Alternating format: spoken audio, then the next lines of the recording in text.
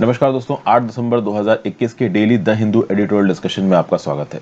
देखते हैं आज कौन कौन से इंपॉर्टेंट आर्टिकल है। पहला आर्टिकल है health account numbers that require closer scrutiny. तो भाई देखिए, यहाँ पे बेसिकली हमारी जो सरकार है उनका ये बोलना है कि आउट ऑफ पॉकेट एक्सपेंडिचर कम हो रहा है। एक्चुअली में हुआ ये कि जो नेशनल हेल्थ अकाउंट्स की जो रिपोर्ट आई थी 2017-18 के लिए, इस रिपोर्ट में सरकार क्या बोल रही है कि भाई जो टोटल पब्लिक स्पेंडिंग है as a health, as a percentage of GDP, ये बढ़ी है। मतलब सरकार जो खर्चा कर रही है हेल्थ के ऊपर वो बढ़ रहा है, और लोग जो अपनी जेब के अंदर से खर्चा कर रहे हैं अपनी हेल्थ के ऊपर वो घट रहा है। तो जेब से जो खर्चा हो रहा है हेल्थ के ऊपर वो 50% से कम चला गया। लेकिन यहाँ पे जो ऑथर है इंदिरा नील साहब, इनका बोलना है कि ये जो पर्टिकुलर फिगर्स हैं ये मिसलीडिंग है। यहाँ पे जो एमएचए की कैलकुलेशन है ये गलत है। कौन से बेसिस पे ये इसको गलत बोल रहे हैं, इसको यहाँ समझेंगे। फिर व्लादिमीर पुतिन साहब इंडिया आए हैं, और यहाँ पे इंडिया में पुतिन साहब और जो भी मोदी जी की बातचीत हुई है इस कंटेक्स्ट में चाइना यूएस क्या जियोपॉलिटिक्स निकल के आ रही है उसके बारे में व्यू पॉइंट है। इस व्यू पॉइंट को देख लेंगे। क्रिकेट से रिलेटेड एक आर्टिकल है, इसमें अलग से ज्यादा कुछ डिस्कस करना नहीं है। इंडिया की बड़ी यहाँ पे तारीफ की जा रही है।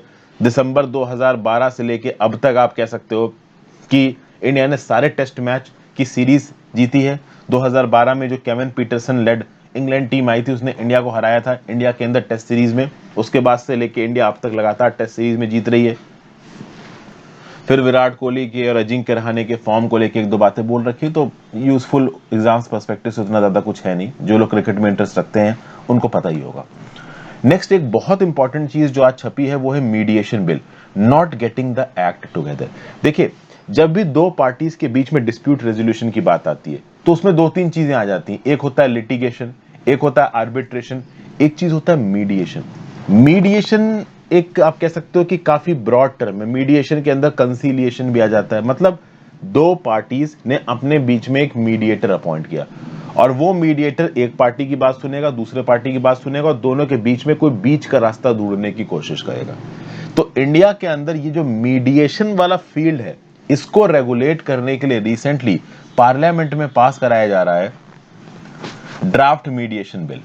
वैसे देखा जाए तो मीडिएशन ऑलरेडी इंडिया के अंदर चल रहा है।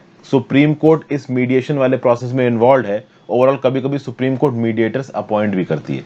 लेकिन यहाँ पे इसको प्रॉपर तरीके से इस फील्ड को रेगुलेट करने के लिए सरकार ला रही है ड्राफ्ट मीडिएशन बिल। इसके लिए सुप्रीम कोर्ट द्वारा पहले एक कमेटी बनाई गई। उस कमेटी ने जो प्रोविजंस दिए उसको बहुत सारे गवर्नमेंटल और लेजिस्लेटिव हायरार्कीज के थ्रू पास करा के फाइनली मीडिएशन बिल बनाया गया। इस मीडिएशन बिल के अंदर क्या प्रॉब्लम है इसको यहाँ पे ऑथर ने पॉइंट आउट किया है। बहुत ढंग से इसको समझेंगे। श्रीराम पांचू साहब ने इस आर्टिकल को लिखा है, ये सीनियर एडवोकेट है और प्रेसिडेंट है मीडिएटर्स इंडिया के। लेट्स सी ये क्या बोल रहे हैं, काफी अच्छे व्यू पॉइंट्स इनके। फिर सर्वेलेंस इज गवर्नेंस। इस पर्टिकुलर आर्टिकल में बताया जा रहा है कि हैदराबाद के अंदर बहुत सारे जब पब्लिक प्लेसेस में आप जाओगे ना तो वहां पे साइन बोर्ड लगे हैं कि big boss is watching you. ये बेसिकली बात ये हो रही कि हैदराबाद के अंदर इतने सारे सीसीटीवी कैमरा लगे हैं ना कि लिटरली हैदराबाद की सरकार लोगों के हर मूवमेंट को वॉच कर रही है।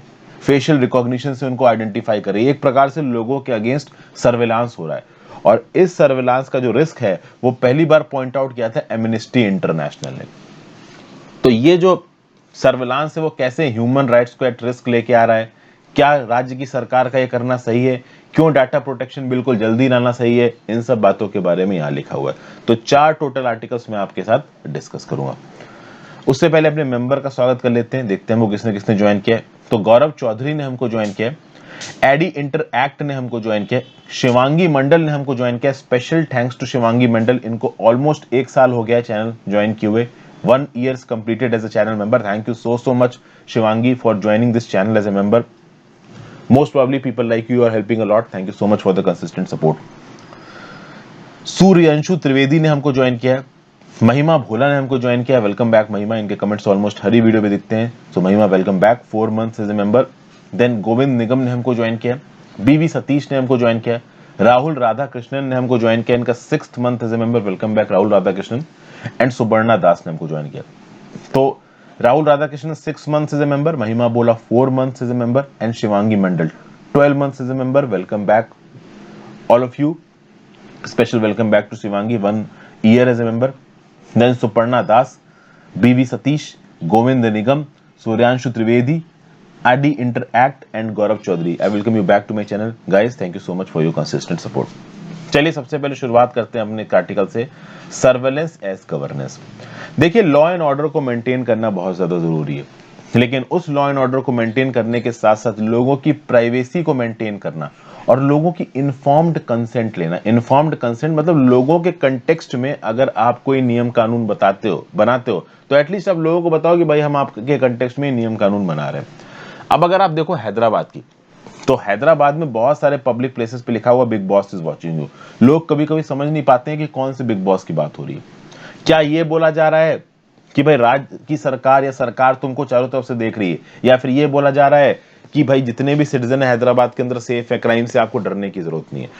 तो हैदराबाद के अंदर ये जो big boss is watching you वाला कंसेप्ट है, ये बोलता है बेसिकली कंफ्यूजन की स्थिति पैदा करता है। कैसी कंफ्यूजन की स्थिति?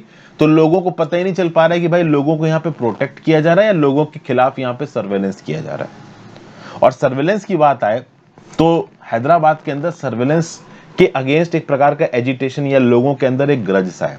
ठीक है, एमनेस्टी इंटरनेशनल, जैसे कि मैंने अभी इंट्रो में भी आपको बताया, कुछ कंसर्न्स रेज किए थे कि हैदराबाद के अंदर एक्सेसिव सर्वेलेंस हो रहा है। और सर्वेलेंस का ये जो मुद्दा है, ये हैदराबाद के अंदर एमनेस्टी इंटरनेशनल ने उठाया। एक्चुअली में हैदराबाद में 3 pronged अप्रोच है। पहली बात तो बहुत सारे CCTV cameras, facial recognition technology और कॉर्डन एंड सर्च ऑपरेशन। मतलब एक तो बहुत सारे सीसीटीवी कैमरास लगा रखे हैं सरकार ने, दूसरा फेशियल रिकॉग्निशन टेक्नोलॉजी। बेसिकली एक फेस को स्कैन कर लिया और उस फेस स्कैनिंग के साथ जो भी पैरामीटर्स है, उस पैरामीटर्स के आधार पर सीसीटीवी कैमरा के अंदर आप एक रन, जैसे आपने कभी कभी हॉलीवुड मूवीज देखी होंगी, तो हॉलीवुड मूवीज में होता क्या है कि मान लो किसी एक क्रिमिनल का डाटाबेस है आपके पास, ठीक है, फेशियल चेक है, तो सीसीटीवी कैमरा के अंदर जितने भी लोग मूव कर रहे होंगे, टेक्नोलॉजी इतनी तगड़ी, उन सबका आर्टिफिशियल इंटेलिजेंस से फेस स्कैनिंग होगी और ये पता कर लिया जाएगा कि भाई जिस फेशियल स्कैनिंग को हम ढूंढ रहे हैं ये वो है कि नहीं है। तो इस प्रकार की फेशियल रिकॉग्निशन ऑफ टेक्नोलॉजी को इस्तेमाल करना और कॉर्डन एंड सर्च ऑपरेशन, ढूंढ के लोगों को आइडेंटिफाई करके डिसाइड करना कि हाँ भाई इसने क्राइम किया है या नहीं किया है। तो ये यहां पे हो रहा है। एमनेस्टी जो इंटरनेट फ्रीडम फाउंडेशन है, उसने क्या किया, article 19 map the CCTV coverage. Basically amnesty और इसने अपने साथ 1-2 ऑर्गेनाइजेशन को मिलवा के काला पत्थर और किशनबाग जो इलाके हैं आपके ओल्ड सिटी ऑफ हैदराबाद के, वहां पे सीसीटीवी कवरेज को देखा। पता चला कि काला पत्थर में 53.7% सीसीटीवी के एम्बिट में आता है और किशनबाग में 62.7% सीसीटीवी के एम्बिट में आता है, अगर आप प्राइवेट और गवर्नमेंटल सीसीटीवी कैमरास दोनों देख लो। एक्चुअली में तेलंगाना की सरकार का एक प्रोजेक्ट है, नेनू सैथम प्रोजेक्ट, और इस नेनू सैथम प्रोजेक्ट का टारगेट है कि वो हैदराबाद की सिटी पुलिस को एक ग्लोबल सिटी पुलिस में बदल देंगे। और इसके लिए जो राज्य की सरकार ने कैमरा लगाए हैं वो तो लगाए हैं, इसके साथ साथ लोगों को भी इनकरेज किया गया है कि आपकी जो दुकान है, जो घर है, वहां पे सीसीटीवी कैमरा लगाइए और जब जरूरत पड़े सरकार को, आप अपनी फुटेज को सरकार के साथ शेयर करिए। इससे क्या होगा कि भाई क्राइम को आप प्रिवेंट कर सकते हो, हाई रिस्क एरियाज को मॉनिटर कर सकते हो। ये सब बातें यहाँ पे लिखी हुई हैं। प्लस हैदराबाद के अंदर एक कमांड एंड कंट्रोल सेंटर बनाया गया और इस कमांड एंड कंट्रोल सेंटर के अंदर एमनेस्टी इंटरनेशनल का बोलना है कि 6 लाख सीसीटीवी कैमरास को मॉनिटर करने की ताकत है। और ये जो कमांड एंड कंट्रोल सेंटर है, इसके अंदर फेशियल रिकॉग्निशन टेक्नोलॉजीज को भी अडॉप्ट किया जाता है। तो कुल मिला के यहाँ पे लोगों को आइडेंटिफाई किया जा सकता है कि लोगों की रियल टाइम मूवमेंट, एक इंसान किस समय पे किस सीसीटीवी कैमरा के सामने से निकला, ये तक आइडेंटिफाई किया जा सकता है सीसीटीवी कैमरा की रिकॉर्डिंग और फेशियल रिकॉग्निशन टेक्नोलॉजी से। तो यहाँ पे ऑथर का ये बोलना है कि इस प्रकार की सर्वेलेंस से बेसिकली जो डिसएडवांटेज्ड कम्युनिटीज हैं उनके अगेंस्ट इस्तेमाल किया जा सकता है। कुल मिला के शायद यहाँ पे ऑथर ये कहने की कोशिश कर रहे हैं कि माइनॉरिटीज के अगेंस्ट इस्तेमाल किया जा सकता है, या फिर वो लोग जो कि जर्नलिस्ट हैं, एडवोकेट्स हैं, एंटी गवर्नमेंट स्टांस रखते हैं, उनके अगेंस्ट इस्तेमाल किया जा सकता है। ये सब बातें बताई गई। और ऐसा नहीं कि हैदराबाद के सिटीजन्स ने कभी इन सब प्रॉब्लम्स को पॉइंट आउट नहीं किया है। जैसे फॉर एग्जाम्पल एस के मसूद हैं, ये एक एक्टिविस्ट हैं, इनको पुलिस ने स्टॉप कर लिया था लॉकडाउन के दौरान, इनकी फोटो वगैरह खींची। जब ओवरऑल क्रैकडाउन हो रहा था गांजा के अगेंस्ट तेलंगाना की सरकार के द्वारा, तो Telangana prohibition and excise department ने ओवरऑल लोगों के फोन पकड़ के उसमें चेक करना शुरू किया कि गांजा नाम का शब्द क्या कहीं इन्होंने लिख रखा है। फिर श्रीनिवास कोदाली नाम की सिटी बेस्ड एक्टिविस्ट हैं, इन्होंने हैदराबाद पुलिस कमिश्नर को एक लीगल नोटिस भेजा कि तुरंत ये सर्वेलेंस एक्टिविटीज को बंद करिए। तो कहीं ना कहीं जो लोग हैं आपके हैदराबाद के, वो परेशान हैं, समझे। और कॉर्डन और search operation, cordon of search operation मतलब लिटरली आप एक जगह पे जा रहे हो, छापामारी कर रहे हो, चेकिंग कर रहे हो, इन्वेस्टिगेशन कर रहे हो, समझ गए।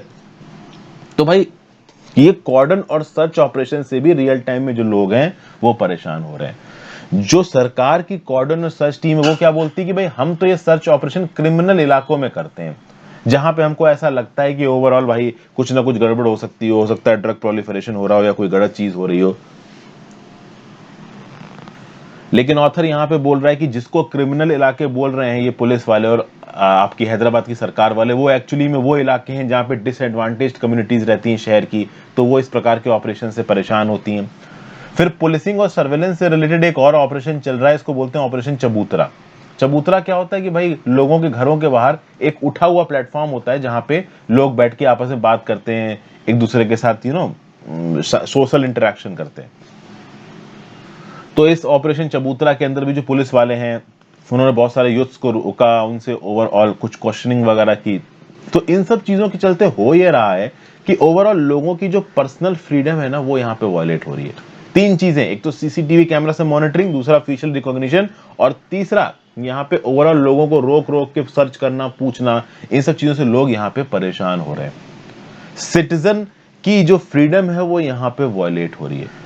ठीक है, तो लॉ एंड ऑर्डर को ठीक करना सही है, लेकिन at the same point of time privacy और इन्फॉर्म्ड कंसेंट भी यहाँ पे बहुत ज्यादा जरूरी है। इसलिए यहाँ पे डाटा प्रोटेक्शन लॉ को लाना बहुत ज्यादा जरूरी हो गया है, एक स्टैंडर्ड ऑपरेटिंग प्रोसीजर बनाना बहुत जरूरी हो गया। पुलिस अपने मन मर्जी कहीं पे भी जा रही है, कहीं पे भी छापा मार रही है, किसी भी हाइपोथेटिकल इनपुट के बेसिस पे छापा मार रही है, ये यहाँ पे देखो सही है नहीं।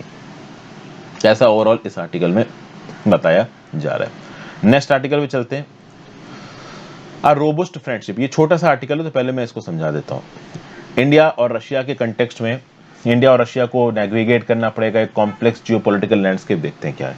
तो भाई व्लादिमीर पुतिन साहब की जो मीटिंग थी मोदी जी के साथ वो यहाँ पे कंक्लूड हो चुकी है। इंडिया रशिया को ऑलरेडी ऑल वेदर पार्टनर बोला जाता है। ओके, एक ऐसे समय पे रशियन प्रेसिडेंट इंडिया के अंदर आए जिस समय पे पूरी दुनिया में ओमिक्रॉन वेरिएंट फैल रहा है।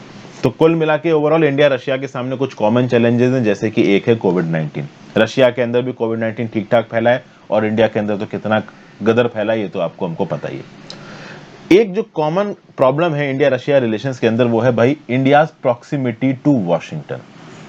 इंडिया के यूएसए के साथ रिश्ते बहुत अच्छे हो रहे हैं और उसके चलते यहाँ पे मॉस्को को ज्यादा अच्छा नहीं लग रहा है। Moscow is not liking the potential proximity between new Delhi and Washington. Similarly यहाँ पे चाइना फैक्टर भी आ रहा है। ओवरऑल ऑब्वियस सी बात है रशिया बहुत ज्यादा चाइना प्रो हो रहा है यहाँ पे, और इंडिया चाइना के रिलेशंस भी गड़बड़ा रहे हैं। आपको पता ही है कि लाइन ऑफ एक्चुअल कंट्रोल पे यहाँ पे क्या हो रहा है। कुल मिला के रशिया चाइना के साथ इसलिए भी इंगेज कर रहा है क्योंकि एक अनस्टेबल अफगानिस्तान के काउंटर इफेक्ट्स रशिया के अंदर ना चले जाएं। तो यहाँ पे सब जियोपॉलिटिकल एडवांटेज के बेसिस पे एक्ट कर रहे हैं। अब इस कंटेक्स्ट में देखा जाए तो कुछ अच्छी बातें भी है। इंडिया और रशिया के अंदर एक डीप मल्टी डिकेड टाइड्स हैं, दोनों के साथ एक दूसरे का कॉन्फिडेंस है, सब्सटेंसिव डिफेंस एग्रीमेंट है और दोनों एक दूसरे के साथ इंगेज करें इसमें दोनों का ही फायदा है। रिसेंटली मॉस्को ने एक 10 ईयर के मिलिट्री टेक्निकल प्लान को यहाँ पे अप्रूव किया जिसके चलते टेक्नोलॉजी को रशिया से इंडिया के अंदर ट्रांसफर किया जाएगा। फिर ऑब्वियस सी बात है 6 लाख कलशनिकोव असॉल्ट राइफल को बनाने का एक प्रोजेक्ट साइन किया गया, उत्तर प्रदेश में इसका प्लांट वगैरह लगाया जाएगा। रशिया से S-400 मिसाइल डिफेंस सिस्टम हमने खरीद लिया डिस्पाइट ऑफ द फैक्ट कि भाई काटसा एक्ट के अंदर यूएसए हमारे ऊपर सैंक्शंस लगा चुका है, सैंक्शंस का हम पे कोई इंपैक्ट नहीं आ रहा है, हम तब भी खरीद रहे हैं, S-400 डिलीवरी शुरू हो चुकी है। एक जो बड़ी प्रॉब्लम है इंडिया रशिया टाइज में वो ये है कि इंडिया बहुत ज्यादा प्रो यूएसए और यूएसए समय समय पर रशिया को धमकी देता रहता है। जो बाइडेन समय समय पर रशिया को धमकी देते रहते हैं। जो लेटेस्ट धमकी आ रही है वो यूक्रेन को लेके आ रही है। यूक्रेन का जो डॉनबास रीजन है उसके पास रशिया की फोर्सेस बहुत बड़ी तादाद में मोबिलाइज हो चुकी हैं। तो रशिया को लग रहा है कि मतलब यूक्रेन को ऐसा लग रहा है, यूक्रेन चिल्ला चिल्ला के बोल रहा है कि रशिया हमारा इलाका कब्जा लेगा। तो यूएस ने रशिया को ओपनली धमकी दे दी कि अगर तुमने कुछ उल्टा सीधा हैंकी पैंकी किया तो हम तुम्हारे ऊपर इकोनॉमी जारी सैंक्शंस लगा देंगे। तो कुल मिला के अगर आप ये यूएसए और रशिया की जुगलबंदी देखोगे तो कुछ बढ़िया चल नहीं रही है। इंडिया बहुत हद तक स्ट्रेटेजिकली यूएसए के साथ अलाइंड है, बट रशिया के साथ भी हमारे मिलिट्री रिश्ते बहुत ज्यादा अच्छे हैं, ठीक है ना। तो कहीं ना कहीं हमें स्ट्रेटेजिक ऑटोनॉमी के सिद्धांत को लागू करते हुए, चूंकि हम स्ट्रेटेजिक ऑटोनॉमिक सिद्धांत को लागू कर ही रहे हैं, हम ओवरऑल जैसे तैसे करके मॉस्को और वॉशिंगटन के बीच में बैलेंस करने की कोशिश कर रहे हैं। ये बैलेंस तब बिगड़ता है जब इंडिया और चाइना का ट्रूस अगर आप देखो, अभी भी एलएसी के ऊपर चीजें सॉर्ट आउट नहीं हुई, अभी भी एक बहुत बड़ा इलाका कब्जा के रख रखा है चाइना ने हमारा। तो ओवरऑल इसी चाइना के साथ रशिया बहुत ज्यादा प्रो अलाइन हो रहा है इंटरनेशनल डोमेन्स में। ये इंडिया के लिए एक बहुत कंसर्न की बात है, लेकिन इंडिया ज्यादा बोल नहीं रहा है, क्योंकि रशिया को काउंटर करने के लिए जो की डिफेंस वेपन है वो हमको रशिया से, सॉरी चाइना को काउंटर करने के लिए जो की डिफेंस वेपन है वो हमको रशिया से मिल रहे हैं। तो ये सब बातें ओवरऑल यहाँ पे बता रखी, ठीक है भाई। फिर आते हैं health account numbers that require closer scrutiny. यहाँ पे देखिए क्या बताया जाए भाई। इंडिया हमेशा से ही लो पब्लिक हेल्थ स्पेंडिंग के लिए जाना जाता है। हमारी सरकार लोगों की हेल्थ कंसर्न्स में कम पैसा खत्म करती है, ऐसा हमेशा से सरकार के ऊपर इल्जाम लगाया जाता है, और इसके चलते rich poor, rural urban, gender और कास्ट बेस्ड डिसाइड आ जाते हैं। भाई जिसके पास पैसा है वो अपना इलाज वगैरह करा लेता है, और जो पॉवर्टी में डूबा हुआ है, उधार में डूबा हुआ है, वो अपना इलाज तक ठीक से नहीं करा पाता। अब इस बीच में नेशनल हेल्थ अकाउंट की रिपोर्ट आई, और सरकार इस रिपोर्ट की काफी तारीफ कर रही है। 2017-18 की रिपोर्ट है, और ये बताती है कि भाई as a percentage of GDP जो टोटल पब्लिक स्पेंडिंग है, मतलब जो टोटल सरकारी खर्चा है, वो बढ़ा है। तो अगर देखा जाए तो भाई अब तक जो जीडीपी का परसेंटेज की तरह हेल्थ एक्सपेंडिचर होता था, पब्लिक हेल्थ एक्सपेंडिचर, वो होता था 1 से 1.2% के बीच में। अब ये पहुंच चुका है 1.3% ऑफ 1.35% ऑफ जीडीपी तक। मतलब यहां पे सरकार अपनी तारीफ करके ये बोल रही है कि पहले भाई overall as a percentage of GDP केवल 1 से 1.2% खत्म होता था, अब 1.35% खत्म हो रहा है। और इसके साथ साथ सरकार यहाँ पे क्या दे रही है लॉजिक, कि जो out of pocket expenditure health expenditure का, वो 50% से कम आ चुका है। आउट ऑफ पॉकेट मतलब कि फॉर एग्जांपल आप बीमार पड़े तो आपने अपना खुद का पैसा खर्च करके अपना इलाज करवा लिया, आप हॉस्पिटल वगैरह या सरकारी मदद लेने नहीं गए, इसको बोला जाता है आउट ऑफ पॉकेट एक्सपेंडिचर। हमारे देश में आउट ऑफ पॉकेट एक्सपेंडिचर बहुत ज्यादा है। तो बेसिकली ये जो नेशनल हेल्थ अकाउंट की 2017-18 की रिपोर्ट है, ये बोल रही है कि आउट ऑफ पॉकेट एक्सपेंडिचर यहाँ पे कम हुआ है। लेकिन ऑथर यहाँ पे बोल रहा है कि इन पर्टिकुलर फिगर्स को प्रॉपर तरीके से स्क्रूटनाइज करने की जरूरत है। ऑथर सबसे पहले तो बता रहा है कि जो नेशनल हेल्थ अकाउंट की रिपोर्ट आई, इसका डाटा आता कहां से।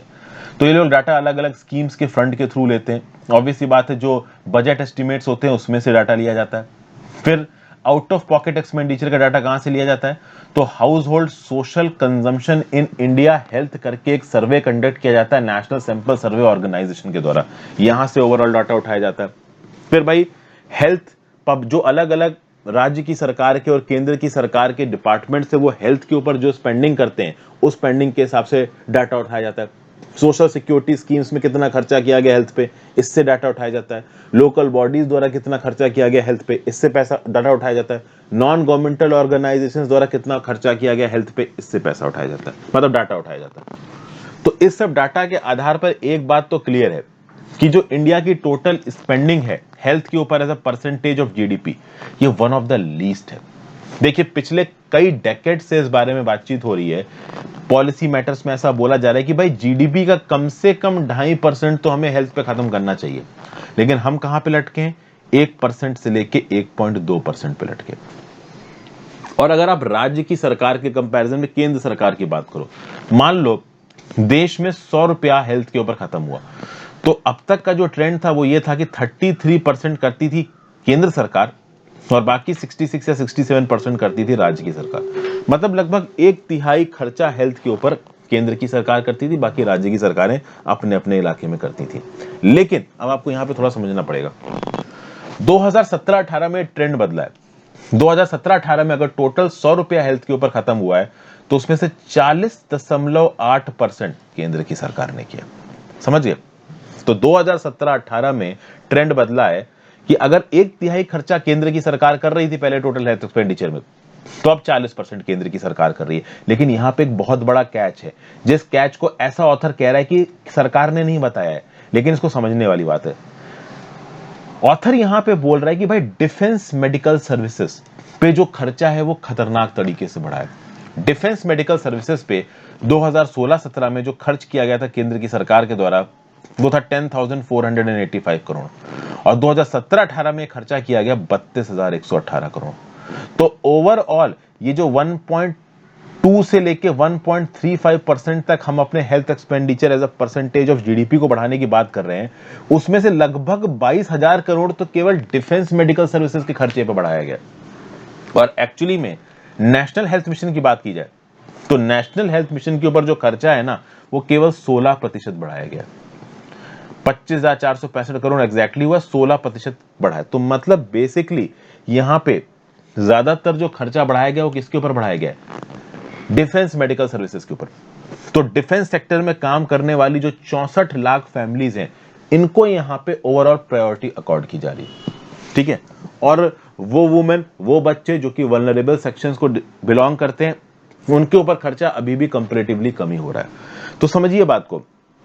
ऑथर कह रहा है कि देखिए, डिफेंस मेडिकल सर्विसेज के ऊपर आप पैसा खर्च कर रहे हो, हमारे आर्मी पर्सनल्स और उनकी फैमिली की हेल्थ के पर्सपेक्टिव से आप पैसा खत्म कर रहे हो, इसमें कोई बुराई नहीं है। लेकिन at the same point of time वो वुमेन, वो बच्चे जिनकी हेल्थ बहुत ज्यादा खराब है, वो वुमेन जो कि रिप्रोडक्टिव एज ग्रुप में, वो बच्चे जो कि 5 साल से कम में है, ये हमारी पॉपुलेशन का 1/3 है। इनके लिए भी कुछ एक्स्ट्रा ऑर्डिनरी करने की जरूरत है और वो नहीं किया गया है। तो डिफेंस मेडिकल सर्विसेज के लोगों को ज्यादा इंपॉर्टेंस दी गई है, बाकी वल्नरेबल लोगों को उतनी इंपॉर्टेंस नहीं दी गई है। तो एक तो ये फ्लॉ बताया जा रहा है, जिसके बेसिस पे आप कह सकते हो कि जो सरकार ने overall as a percentage of GDP अपना हेल्थ एक्सपेंस बढ़ाया है, वो उतना पोटेंट नहीं है। उतना पोटेंट क्यों नहीं? क्योंकि एक मेजर चंक तो डिफेंस मेडिकल सर्विसेज ले गया, पहली बात। दूसरी बात, यहां पे आपको समझना पड़ेगा करंट हेल्थ एक्सपेंडिचर और capital health expenditure. Capital health expenditure क्या होता है? मान लीजिए आपने कोई मशीन वगैरह खरीदी, हॉस्पिटल में बहुत प्रकार की मशीन लगती है, एक्सरे मशीन, कोई दूसरे डायग्नोसिस की मशीन होती है, बहुत प्रकार की मशीनों का इस्तेमाल होता है। तो जब आप मशीन वगैरह खरीदते हो, हॉस्पिटल वगैरह बनवाते हो, तो कैपिटल स्पेंडिंग होती है कि आपने इंफ्रास्ट्रक्चर खड़ा किया, और जब आपने ट्रीट किया पेशेंट को, ठीक है ना, तो उसको आप करंट एक्सपेंडिचर बोलते हो। तो मशीन वगैरह खरीदने में और इंफ्रास्ट्रक्चर को जुटाने में होता है कैपिटल एक्सपेंडिचर, बाकी होता है करंट एक्सपेंडिचर। अब ओवरऑल 2016-17 में जो करंट एक्सपेंडिचर था मेडिकल का, वो था 92.8%। 2017-18 में करंट एक्सपेंडिचर 88% हो गया। ऑथर का यहां पे बोलना है कि सरकार सालों साल कैपिटल एक्सपेंडिचर को रीकाउंट करती रहती है। अरे आपने एक मेडिकल मशीन खरीदी, वो जो मेडिकल मशीन थी वो सालों साल चलेगी, अभी उसी मेडिकल मशीन का दाम आप आगे आने वाले सालों में बार बार क्यों गिन रहे हो? तो मतलब ओवरऑल एक्सपेंडिचर अगर करंट पे ज्यादा हो तो ज्यादा सही रहता है, क्योंकि जो एक बार आप मशीन खरीद लेते हो हॉस्पिटल के अंदर, वो बहुत लंबे समय से चलती है, उसके ऊपर थोड़ा ही मेंटेनेंस खर्चा होता है। तो कुल मिला के यहाँ पे जो करंट हेल्थ एक्सपेंडिचर है वो ज्यादा होना चाहिए, और ओवरऑल करंट हेल्थ एक्सपेंडिचर का जो ओवरऑल परसेंटेज है गवर्नमेंट एक्सपेंडिचर के अंदर, वो कम हुआ है, 77.9% से 71.9% पे आ गया। मतलब ऐसा यहाँ पे ऑथर कह रहा है कि सरकार आर्टिफिशियली अपने हेल्थ एक्सपेंडिचर को ज्यादा दिखाने के लिए कैपिटल एक्सपेंडिचर बार बार काउंट करती रहती है, जबकि कैपिटल एक्सपेंडिचर तो उतना हो ही नहीं रहा है। और कैपिटल एक्सपेंडिचर तो मशीनों को दिखाता है। अगर आप नई मशीनें लेके आ रहे हो हर साल, तो उसको आप कैपिटल एक्सपेंडिचर में दिखाओ, समझ में आता है। पुरानी मशीनों को साल दर साल काउंट करते रहोगे तो क्या मतलब है? ये बातें आप बताई गई। इसीलिए वर्ल्ड हेल्थ ऑर्गेनाइजेशन ने एक चीज बोली थी कि भाई देखिए, कैपिटल एक्सपेंडिचर को आप हेल्थ अकाउंट एस्टिमेट्स में ना गिनो तो ज्यादा बेटर रहेगा, लेकिन इंडिया के अंदर गिना जाता है ओवरऑल हमारे हेल्थ एक्सपेंडिचर को ज्यादा दिखाने के लिए।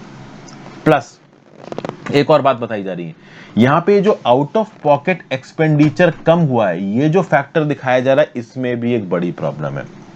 ऐसा बताने की कोशिश कर रही है सरकार की आउट ऑफ पॉकेट एक्सपेंडिचर कम हुआ, बट एक्चुअली में ये एक अच्छी खबर नहीं है, एक बुरी खबर है, क्योंकि लोगों ने यहां पे हेल्थ केयर को लेना ही बंद कर दिया। देखिए, जब हेल्थ केयर आपके लिए ओवरऑल अफोर्डेबल हो जाती है, तब आप हेल्थ केयर की तरफ भागते हो। ये जो 2017-18 का डाटा है, ये जीएसटी आने के बाद और डीमोनेटाइजेशन आने के बाद हुआ था। लोगों के हाथ में वैसे ही पैसा नहीं था, हेल्थ केयर महंगी हो रही थी, तो लोगों ने हेल्थ केयर को लेना ही बंद कर दिया। इसलिए आउट ऑफ पॉकेट एक्सपेंडिचर आपको कम नजर आ रहा है। इसीलिए आउट ऑफ पॉकेट एक्सपेंडिचर कम नजर नहीं आ रहा है कि सरकार की तरफ से पैसा लोगों के पास चला गया, तो भाई लोगों ने सरकारी पैसे पे इलाज करा लिया और अपना पैसा कम खत्म हुआ। ऐसा नहीं है, लोगों की उम्मीद टूट गई, उनको लगा कि ठीक है भाई, अब हम अफोर्ड नहीं कर सकते, तो वो हॉस्पिटल गए नहीं, तो उन्होंने खर्चा किया नहीं, इसलिए आउट ऑफ पॉकेट एक्सपेंडिचर कम हुआ है। सरकार की तरफ से कोई मदद नहीं आई है, ऐसा यहां पे बोल रहे हैं इंद्रनील साहब। समझ गए? क्योंकि एकदम से बीमार तो देखो कम हो नहीं जाएंगे, कुछ हद तक उनकी बात मुझे सही भी लग रही है।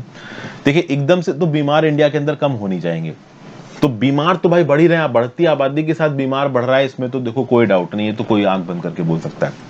तो अगर बीमार बढ़ रहे हैं तो आउट ऑफ पोकेट एक्सपेंडिचर ही बढ़ना चाहिए। वो तब कम हो सकता है जब सरकार बहुत ज्यादा पैसा खत्म कर रही हो, और सरकार आउट ऑफ द बॉक्स पैसा खत्म नहीं कर रही है। तो जो आउट ऑफ पॉकेट एक्सपेंडिचर कम हो रहा है ना, ये जो स्टैटिस्टिक है ये सही नहीं लग रहा है। तो ये सब बातें ओवरऑल यहाँ पे बताई जा रही हैं। जो मेन पॉइंट्स थे वो मैंने आपको बता दिए। अपने आखिरी आर्टिकल चलते हैं, mediation bill not getting the act together. अब इस आर्टिकल में श्रीराम पंचू साहब शुरुआत किस प्रकार से कर रहे हैं कि भाई पिछले 15 सालों में जो डिस्प्यूट रेजोल्यूशन लैंडस्केप है इंडिया के अंदर वो काफी बदल गया है, और डिस्प्यूट रेजोल्यूशन लैंडस्केप के अंदर बहुत सारे हेड्स आते हैं, ठीक है ना। ज्यादातर कॉमर्शियल डिस्प्यूट्स की ही यहाँ पे बात होती है। इसमें लिटिगेशन भी आता है, इसमें आर्बिट्रेशन भी आता है, इसमें कंसीलिएशन भी आता है, इसमें मीडिएशन भी आता है। इन सब की अपनी अलग अलग डेफिनेशंस हैं, लेकिन यहां पे हम लोग स्पेसिफिकली बात कर रहे हैं मीडिएशन की, ठीक है। मीडिएशन एक डोमेन है जो कि बाकी दुनिया में वेस्टर्न वर्ल्ड में देखो तो काफी आगे पहुंच चुका है, लेकिन इंडिया के अंदर मीडिएशन अभी भी एक इवॉल्विंग डोमेन है। और वैसे अगर आप देखो तो बाकी एक्टों में, जैसे insolvency and bankruptcy board of India, arbitration and conciliation act, इन सब में कुछ हद तक मीडिएशन की बात की गई है, लेकिन मीडिएशन को ओवरऑल एक सिंगल एंटिटी मान के, एक सेपरेट डोमेन मान के इसको अब तक रेगुलेट नहीं किया गया है। और मीडिएशन कॉमर्शियल, कंज्यूमर, हर प्रकार के डिस्प्यूट्स में एक बहुत इंपॉर्टेंट डायमेंशन रखता है। तो इस कंटेक्स्ट में देखा जाए तो ओवरऑल मीडिएशन को यहां पे रेगुलेट करने की जरूरत है। लेकिन जब भी मीडिएशन के रेगुलेशन की बात आती थी ना, बहुत सारे ऐसे लोग खड़े हो जाते थे जिनको प्रॉब्लम है। बहुत सारे ऐसे डिसेंटर्स हैं, डाउटर्स हैं, जो कि ये बोलते हैं कि अगर आप मीडिएशन को किसी एक्ट के थ्रू, किसी लॉ के थ्रू रेगुलेट करते हो तो उसकी फ्री स्पिरिट चली जाएगी। बहरहाल इन सब चीजों को साइड हटाते हुए सुप्रीम कोर्ट ने कुछ सीनियर मीडिएटर्स की एक कमिटी बनाई, और इस कमिटी को बोला कि तुम लोग एक काम करो, इस मीडिएशन के प्रोसेस को प्रॉपरली रेगुलेट करने के लिए आप अपने व्यू पॉइंट्स दो। इस कमिटी ने अपने व्यू पॉइंट दिए कई महीनों तक। इन व्यू पॉइंट्स को, मतलब सारे के सारे एलिमेंट्स को कंपाइल करने के बाद फिर ये व्यू पॉइंट्स भेजे गए किसके पास? क्यों ये भेजे गए भाई आपकी केंद्र की सरकार के पास। केंद्र की सरकार की जो अलग अलग कमिटीज थी, डिपार्टमेंट्स थी, उसने इसके ऊपर बातचीत की, और फाइनली हमारे सामने निकल के आया क्या? Draft mediation bill 2021। और ये ड्राफ्ट मीडिएशन बिल 2021 अब पार्लियामेंट में इंट्रोड्यूस होगा। लेकिन ऑथर यहां पे बोल रहे हैं कि इस ड्राफ्ट मीडिएशन बिल में बहुत सारे इंपॉर्टेंट ओरिजिनल जो प्रोविजन सजेस्ट किए थे सुप्रीम कोर्ट अपॉइंटेड कमेटी में, उनको इंक्लूड नहीं किया गया। समझे? देखिए, कुछ अच्छी बातें हैं इस ड्राफ्ट मीडिएशन बिल में। अच्छी बात क्या क्या है? पहली बात अच्छी तो यह है कि इस पर्टिकुलर बिल में यह रिकॉग्नाइज किया गया है कि मीडिएशन आज की दुनिया में बदल चुका है। इसको एक प्रोफेशन की तरह ट्रीट करने के लिए जरूरत है, ठीक है ना भाई? तो mediation has come of age, it needs to be treated as a profession.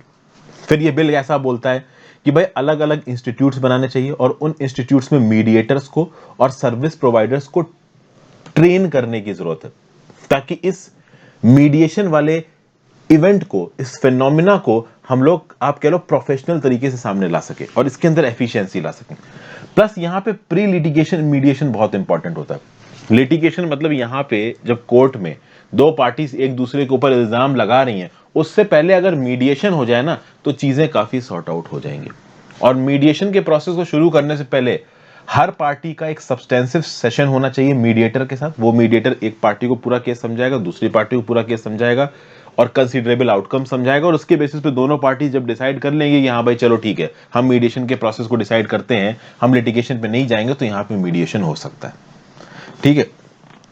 Plus ये जो मीडिएशन बिल आया है, इसमें एक और अच्छी चीज है, कंसीलिएशन नाम का जो शब्द है उसको मीडिएशन की ब्रॉड एम्बिट के अंदर रखा गया। अगर आप कंसीलिएशन को अलग रख देते और मीडिएशन को अलग रख देते तो प्रॉब्लम हो जाती। तो ओवर यहां पे conciliation will come under the ambit of mediation, ठीक है भाई।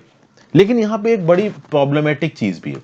प्रॉब्लमेटिक चीज ये है कि अगर कोई मीडिएटर मीडिएशन कर रहा है इंडिया के अंदर, दो पार्टीज इन्वॉल्व है और मीडिएशन मान लो हो जाता है, तो मीडिएशन में जो फाइनल रिजल्ट निकल के आएगा ना, that will have the power of a court decree. समझिए बात को। दो पार्टीज के बीच में मीडिएशन हुआ, ठीक है, दो पार्टीज के बीच में मीडिएशन हुआ। अब दो पार्टीज के बीच में मीडिएशन हो रहा है तो कहीं ना कहीं ओवरऑल वो जो मीडिएशन का फाइनल आउटकम निकलेगा it will have the status of a judgment और डिक्री ऑफ अ कोर्ट, मतलब वो एक कोर्ट की, सिविल कोर्ट की जजमेंट डिक्री से कम नहीं होगा। लेकिन यहां पे एक बड़ी प्रॉब्लम है। प्रॉब्लम ये है कि भाई ये जो मीडिएशन बिल है ना, ड्राफ्ट मीडिएशन बिल, इसके चलते हम लोग इंडिया को एक इंटरनेशनल मीडिएशन हब बनाना चाहते हैं। तो अगर किसी इंटरनेशनल पार्टी के बीच में भी डिस्प्यूट हो रहा है तो वो इंडिया को हब बना के मीडिएशन करवाए, ऐसा हमारा टारगेट है। लेकिन ये टारगेट इसलिए गड़बड़ा जाता है क्योंकि देखिए, जब दो डोमेस्टिक प्लेयर, इंडिया की दो पार्टी आपस में मीडिएट कर रही, मीडिएटर ने अपना जो जजमेंट है वो सुना दिया और उसकी औकात हो गई equivalent to judgement and decree of a court. लेकिन सिंगापुर जो कन्वेंशन है ऑन मीडिएशन और जो श्रीलंका में जो मीडिएशन के कन्वेंशन बने हुए हैं, वहां पे साफ साफ लिखा हुआ है कि अगर ऐसा कोई भी केस है जिसकी pronouncement is equivalent to the decree of a court, हम उसको एंटरटेन नहीं करेंगे। तो कुल मिला के ओवरऑल ऑथर ये बोल रहा है कि इंडिया के अंदर जो मीडिएशन का प्रोसेस हो रहा है, इसके फाइनल प्रोनाउंसमेंट को आप एक जजमेंट या कोर्ट की डिक्री मत मानो, क्योंकि इंटरनेशनल मीडिएशन में जो फॉरेन प्लेयर्स हैं वो इस बात पे कंफर्टेबल नहीं होंगे कि वो इंडिया के अंदर आए, मीडिएशन करें और फिर जो फाइनल रिजल्ट निकल के आए वो कोर्ट डिक्री के बराबर हो। क्योंकि देखिए, अगर इंडिया की कोर्ट डिक्री के इक्विवेलेंट हो जाएगा जजमेंट, तो उसकी इंटरनेशनल एक्सेप्टेबिलिटी नहीं होगी। इंडिया के अंदर जो भी मीडिएशन हुआ है वो मीडिएशन यूजफुल और इंटरनेशनली अट्रैक्टिव तब होगा जब उसके आउटकम को पूरी दुनिया में इंपोज किया जा सके, और वो तब नहीं हो सकता है जब हमारी देश की जुडिशरी ने कोई जजमेंट दिया। समझ गए बात को? क्योंकि देखिए, जुडिशरी जब कोई जजमेंट देती है तो चीजें बहुत ज्यादा फॉर्मलाइज हो जाती हैं, फिर वो भारत सरकार की स्टैट्यूट में आ जाती हैं, बहुत सारे लीगल लूप होल्स उसके साथ इन्वॉल्व होते हैं, और इतने लीगल लूप होल्स में फॉरेन जो पार्टीज है वो नहीं घुसना चाहती। तो इंडिया के अंदर ये जो मीडिएशन का सिद्धांत है ना, ये तब सेट बैठेगा जब इंटरनेशनल एजेंसीज, जैसे कि जो सिंगापुर मीडिएशन वाला, सिंगापुर कन्वेंशन ऑन मीडिएशन है, ये जिस प्रकार से काम कर रहा है उस प्रकार से हम काम करें, और मीडिएशन की फाइनल डिक्री को हम लोग एक कोर्ट का जजमेंट ना माने। फिर एक और प्रॉब्लम बताई जा रही है हमारे ड्राफ्ट मीडिएशन बिल की। प्रॉब्लम ये बताई जा रही है कि भाई जो गवर्निंग मैकेनिज्म बनाया गया है मीडिएशन का हमारे यहाँ पे काउंसिल, जिसमें 3 मेंबर्स हैं, एक तो रिटायर्ड सीनियर जज है, फिर एक पर्सन है with experience of alternative dispute resolution law, और एक एकेडमिक है जिसने एडीआर पढ़ाया है, अल्टरनेटिव डिस्प्यूट रेजोल्यूशन लॉ पढ़ाया है। अब आप समझो, इसमें कोई प्रैक्टिसिंग मीडिएटर नहीं है। तो ऑथर यहां पे बोल रहा है कि आगे आने वाले समय में वो ब्यूरोक्रेट्स जो रिटायर हो चुके हैं, वो सुप्रीम कोर्ट के जजेस जो रिटायर हो चुके हैं, उनको यहां पे इस काउंसिल में अपॉइंटमेंट दे दिया जाएगा, जबकि ये नहीं होना चाहिए। मीडिएशन एक ऐसी काउंसिल के थ्रू होना चाहिए, एक्चुअली गवर्निंग काउंसिल तो ऐसी होनी चाहिए जहां पे प्रोफेशनल मीडिएटर्स अपॉइंटेड हो, और एक भी प्रोफेशनल मीडिएटर यहां पे अपॉइंट नहीं किया गया, जज अपॉइंट किए गए और अल्टरनेटिव डिस्प्यूट रेजोल्यूशन को एक्सपीरियंस और पढ़ाने वाले लोग यहां पे अपॉइंट किए। तो अपॉइंटमेंट प्रॉपर तरीके से यहां पे नहीं हो रहा, ये भी बात यहां पे बोली जा रही। प्लस कुछ चीजों को इस मीडिएशन की एम्बिट से बाहर रखा है, जैसे मान लो किसी ने फ्रॉड किया, तो फ्रॉड के इंस्टेंस को लिटिगेशन से सॉर्ट आउट कर सकते हो आप, मीडिएशन से सॉर्ट आउट नहीं कर सकते हो। तो ऑथर बोल रहा है ये सब करने की जरूरत नहीं है, क्योंकि कभी कभी क्या होता है कि फ्रॉड बहुत ज्यादा सीरियस नहीं होता है, और जिस पार्टी के साथ फ्रॉड हुआ होता है वो ओवरऑल अपना कंपनसेशन मिलने के बाद केस वगैरह ड्रॉप करना चाहती है, प्रोसीडिंग्स ड्रॉप करना चाहती है। तो जो छोटे मोटे फ्रॉड्स हैं, जो नॉट सो सीरियस फ्रॉड्स हैं, उनको भी मीडिएशन के थ्रू आप सॉल्व करने की परमिशन दो। बहुत ज्यादा अलग अलग प्रैक्टिसेस को मीडिएशन के एम्बिट से बाहर मत रखो, ये यहां पे बताया जा रहा है। तो मैंने आपको बहुत ही कम पॉइंट्स में जो जिस्ट था इस आर्टिकल का वो बता दिया है। आई होप आपको आर्टिकल पसंद आया हो, ज्यादा से ज्यादा लोगों के साथ इस वीडियो को शेयर करिएगा। आप अपने व्यू पॉइंट नीचे कमेंट बॉक्स में दे सकते हैं, इंस्टाग्राम पे फॉलो कर लीजिए, टेलीग्राम ग्रुप ज्वाइन कर लीजिए, दोनों ही चीजों का लिंक नीचे दिया हुआ है। Have a great day friends, good bye, पढ़ते रहिए।